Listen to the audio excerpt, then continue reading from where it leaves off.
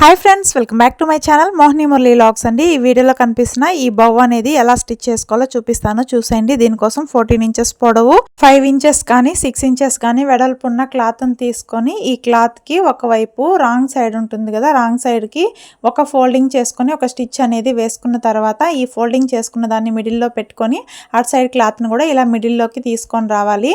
అంటే wrong side అనేది పై వైపుకు ఉండాలి, రైట్ సైడ్ అనేది లోపల వైపుకు ఉండేలాగా పెట్టుకొని ఇలా స్టిచ్ అనేది వేసుకోవాలండి.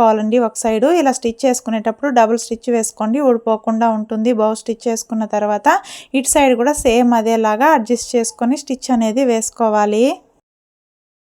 ఇటు సైడ్ కూడా స్టిచ్ అనేది వేసుకున్న తర్వాత దీన్ని ఇలా నీట్గా ఓపెన్ చేసుకోవాలండి. ఆ కార్నర్స్ మొత్తం కూడా షేప్ అనేది నీట్గా వచ్చేలాగా ఏదైనా నీడిల్ కానీ లేకపోతే షార్ప్ ఎడ్జ్ ఉన్నది తీసుకొని ఇలా నీట్గా ఓపెన్ చేసుకోవాలి. 4 సైడ్స్ కూడా ఇలా నీట్గా ఓపెన్ చేసుకున్న తర్వాత ఇలా రివర్స్ చేసుకొని మిడిల్లో ఫోల్డింగ్ చేసుకొని మిడిల్లో ఒక మార్కింగ్ అనేది చేసుకోవాలి. ఇలా మిడిల్లో మార్కింగ్ చేసుకున్న తర్వాత వీడియోలో చూపిస్తున్న విధంగా బౌని రెడీ చేసుకోవాలండి. ఇలా నీట్గా చిన్న చిన్న ఫ్రిల్స్ వచ్చేలాగా దగ్గరికి పట్టుకొని హెమ్మింగ్ నీడిల్కి దారం అనేది ఎక్కించుకొని ఇలా నీట్గా స్టిచ్ అనేది వేసుకోవాలి. ఊడిపోకుండా మనం పువ్వులు కట్టుకుంటాం కదా, అలా కూడా కట్టుకోవచ్చండి. చూడండి, ఇలా ఒక చుట్టు అనేది ఇలా చుట్టుకొని మనం పువ్వులు ఎలా అయితే కడతామో అలా కూడా చుట్టుకుంటే ఇంకొంచెం స్ట్రాంగ్గా ఉంటుంది.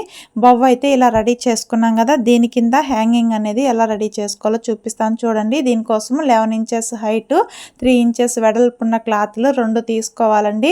ఇలా తీసుకొని రైట్ సైడ్ అనేది లోపల వైపుకు పెట్టి రాంగ్ సైడ్ అనేది పై వైపుకి వచ్చేలాగా పెట్టుకొని వీడియోలో చూపిస్తున్న విధంగా ఇలా స్టిచ్ చేసుకుంటూ వచ్చిన తర్వాత కార్నర్లో ఇలా క్రాస్గా స్టిచ్ చేసుకోవాలి. మనం డోరీస్ అయితే స్టిచ్ చేసుకుంటాం కదండి ఫ్రాక్స్కి, ఆ విధంగా స్టిచ్ చేసుకోవాలండి. తీసుకున్న 2 క్లాత్లను కూడా సేమ్ అదేలాగా ఇలా స్ట్రైట్గా కుట్టుకుంటూ వచ్చి కార్నర్లో ఇలా క్రాస్గా కట్ చేసుకొని అటు సైడ్ ఇటు సైడ్ ఎక్స్ట్రాగా ఉన్న క్లాత్ అనేది కట్ చేసుకొని ఇలా నీట్గా రివర్స్ చేసుకోవాలి. 2 క్లాత్లను కూడా నీట్గా రివర్స్ చేసుకున్న తర్వాత వీడియోలో చూపిస్తున్న విధంగా ఇవి ఒకదానిపైన ఒకటి ఇలా క్రాస్గా పెట్టి ఒక స్టిచ్ అనేది వేసుకోవాలి. నీట్గా రఫ్ చేసుకొని ఇప్పుడు ఎక్స్ట్రాగా పై వైపున్న క్లాత్ని కట్ చేసుకొని దీనికి బౌకి వెనక వైపున పెట్టి నీట్గా ముడి అనేది వేసుకోవాలండి.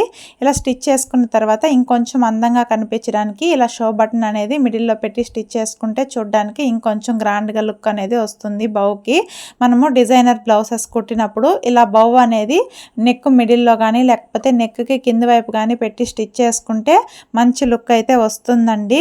నార్మల్ డిజైన్ బ్లౌజ్ కాకుండా నెక్ ప్యాటర్న్స్ పెడతాం కదా, అలాంటి వాటికి ఈ బౌ పెడితే మనకి బ్లౌజ్ అనేది అందంగా కనిపిస్తుంది. ఫైనల్గా మన బ్లౌజ్ స్టిచ్చింగ్ అయితే కంప్లీట్ అయిపోయింది. దీన్ని బ్లౌజ్కి ఎలా జాయిన్ చేసుకోవాలో కూడా చూపిస్తాను, చూసేయండి. ఆల్రెడీ స్టిచ్ చేసి పెట్టుకున్న బ్లౌజ్కి ఇలా నెక్ కింది వైపున పెట్టి ఇలా హెమ్మింగ్ నీడిల్తో నీట్గా స్టిచెస్ అనేది వేసుకున్నట్లయితే బ్లౌజ్ స్టిచ్చింగ్ అనేది కంప్లీట్ అయిపోతుంది. ఈ వీడియో మీకు నచ్చినట్లయితే లైక్ చేసి ఛానల్ని సబ్స్క్రైబ్ చేసుకొని మీకు ఎలా అనిపించిందో కమెంట్ చేయడం మర్చిపోకండి. స్టిచ్ చేసుకునేటప్పుడు ఇలా నీట్గా 1-2 సార్లు ముడి అనేది వేసుకుంటే ఊడిపోకుండా ఉంటుందండి. బ్లౌజ్ స్టిచ్ చేసిన తర్వాత బ్లౌజ్ లుక్కే మారిపోయిందండి, చాలా అందంగా కనిపిస్తుంది. వీడియో నచ్చినట్లయితే లైక్ చేయడం మర్చిపోకండి. Okay friends, bye friends.